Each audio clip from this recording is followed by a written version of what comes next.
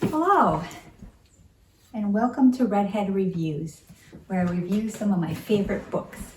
Today we're going to review The Clockmaker's Daughter by Kate Morton. She's an Australian and British author and has a number of international bestsellers, but my favorite is The Clockmaker's Daughter. And so what's the story about? It's actually a very complex book. As you can see, it's quite thick. There's a lot of substance to it. But in essence, it's the story of Bertie Bell, the clockmaker's daughter, and the key people in her life. And it's told across time by multiple voices, including her own as a ghost. By the way, she goes by a couple names. Bertie is her nickname, and she also goes by the alias of Lily Millington throughout much of the story. So if this were a movie, I would classify it as a chick flick. It's more of a drama than an action thriller.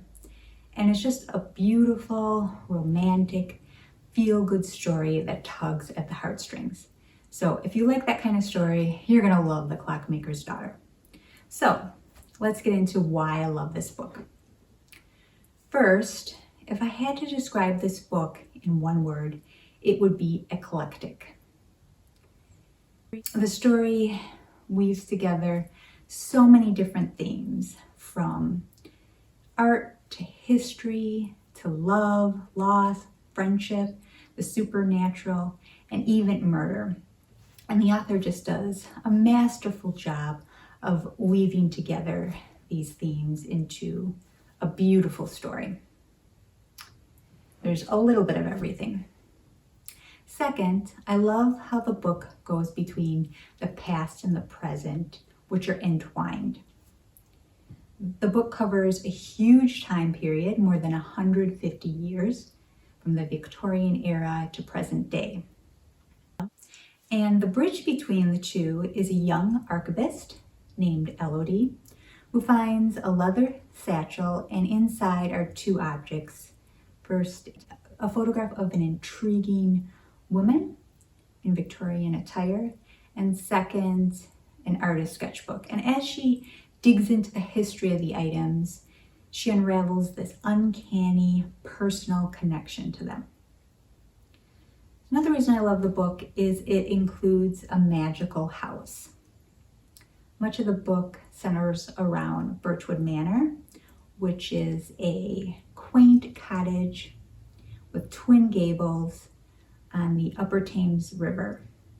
And it's this charming cottage in an idyllic location that's believed to have magical properties. It draws people to it. And the author explores this idea that a house can be more than just a structure.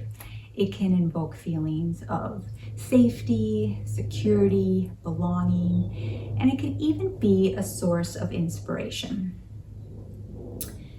The house also includes a couple secret passages, so it is a very captivating place.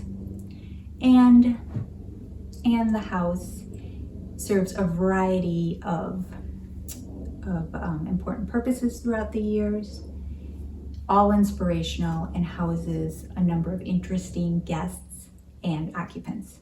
Which leads me to the next reason I love this book, and that is it includes a slew of fascinating characters, including a number of extraordinary women, which I appreciate as a female myself.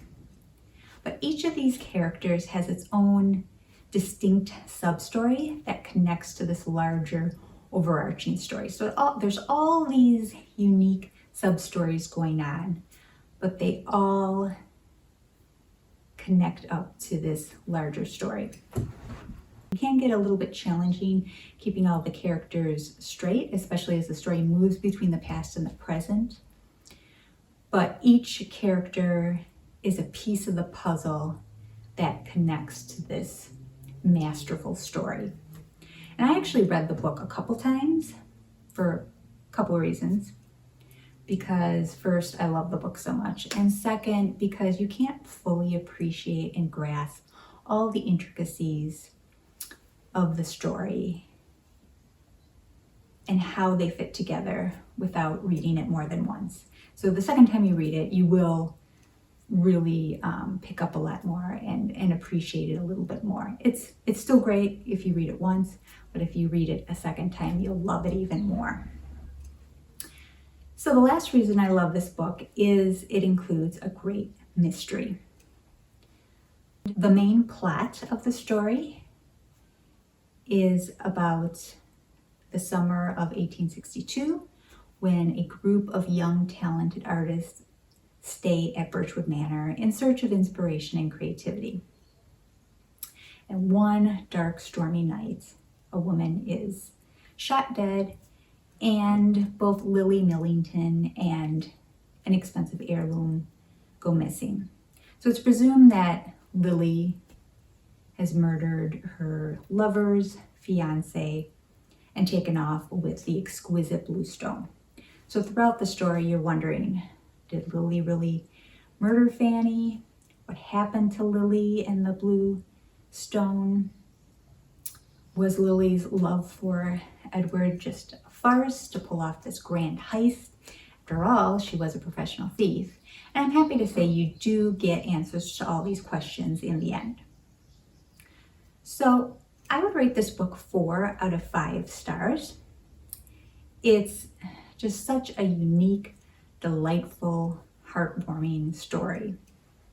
I've never read anything quite like it. And the author does a superb job of tying all these loose ends up into this beautiful bow. You get answers to all your questions. There is one side story that she leaves open for interpretation, but as far as the main mystery, you get answers to those questions. It is a bittersweet story, but you get closure in the end. And I actually shed a few tears because, as I mentioned, it's just such an emotional story that tugs at your heartstrings. So I highly recommend it. And if you do read The Clockmaker's Daughter and you love it as much as I do, I'd also recommend The Lake House, also by Kate Morton. As I mentioned, she's got a number of books. My second favorite is The Lake House. It has a similar feel to The Clockmaker's Daughter, so recommend that one as well. So if you enjoyed this video, please hit the subscribe button. Thanks for watching, and hope to see you next time when we cozy up with another great book.